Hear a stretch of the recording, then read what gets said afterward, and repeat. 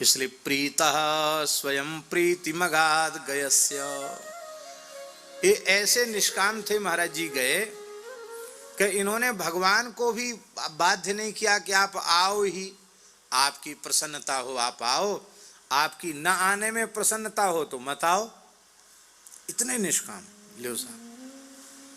तो भगवान अपनी ओर से कृपा करके चले आए। बोलो भक्तवत्सल भगवान की।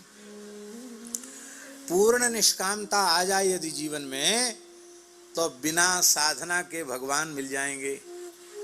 पर भैया ये सब बातें ऐसी घुली मिली बातें हैं, निष्कामता कैसे आएगी?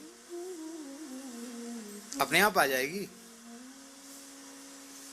राम भजन बिनु मिटहि की कामा, राम भजन बिनु मिटहि की कामा, फल विहीन तरु कवहूं की जामा, फल विहीन तरु कवहूं की जामा।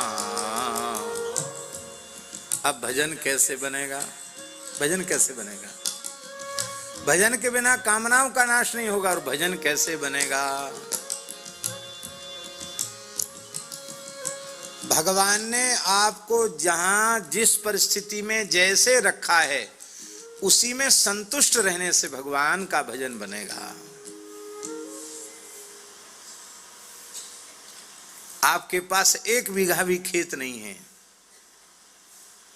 और रहने का भी ठौर ठिकाना नहीं है, खाने का भी नहीं है, फिर भी आप परम संतुष्ट हो जाएं कि वाह, भगवान ने कुछ नहीं तो हमको इतनी बड़ी धरती तो दे रखी है।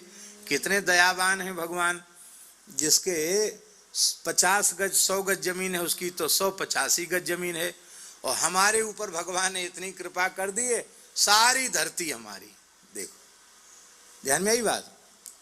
100 गज की लिखा पड़ी आपके नाम तो 100 गज के तो मालिक हुए, और 1 इंच भूमि आपकी धरती पर नहीं तो सारी धरती आपकी है।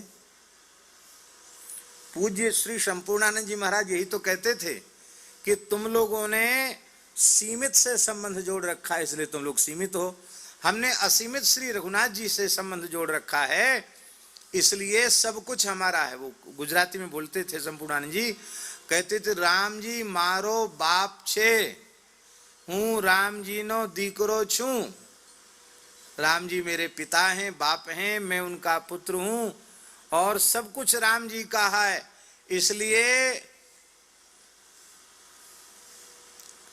बधु राम जी नु छे इटला माटे ये सब कुछ मेरा ही है, ऐसा बोलते थे। हम तो उनकी बोलना नहीं, उनकी वाक्य नकल नहीं कर पा रहे हैं। वो कहते इसलिए सब कुछ हमारा है, सब कुछ हमारा, सारे घर हमारे क्योंकि सब राम जी के घर हैं, सब प्राणी हमारे क्योंकि सब राम जी के प्राणी, सारी धरती हमारी क्यों सब राम जी की है। कहते दुनिया में जितनी महंगी से महंगी गाड़ियां वो सब हमारी, सस्ती से सस्ती गाड़ियां सब हमारी हैं, क्यों किसी एक से संबंध था ही नहीं। भगवान का ही तो है सब कुछ और हम भगवान के हैं। तो जैसे बाप की सारी संपत्ति बेटा की होती है ऐसे हम भगवान के हो जाएं तो सब कुछ तुम्हारा हो जाएगा।